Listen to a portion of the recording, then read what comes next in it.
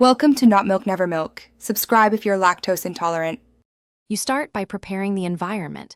Make sure the iPhone has battery and the device you want is powered and in pairing mode. Open Settings and tap Bluetooth. Once there, flip the Bluetooth toggle on. You need the other device to be discoverable. Follow its specific method now, because without discovery, the iPhone can't list it. Once the device appears under Other Devices, you're ready to tap and begin pairing.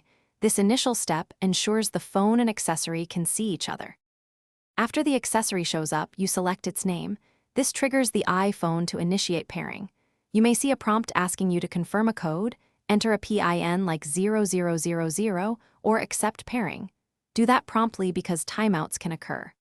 The phone negotiates the connection and installs required profiles. This is why you sometimes wait a few seconds. Make sure to watch for the status to change to connected or paired, because only then will audio, data, or controls. You finish by testing the connection. Play audio or use the accessory controls to confirm everything works.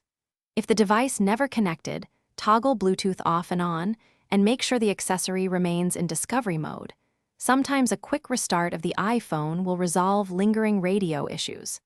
If problems persist, choose Forget this device in Settings Bluetooth, reset the accessory to factory pairing mode, and try again. This clears caches and often fixes pairing conflicts, so you can reconnect cleanly.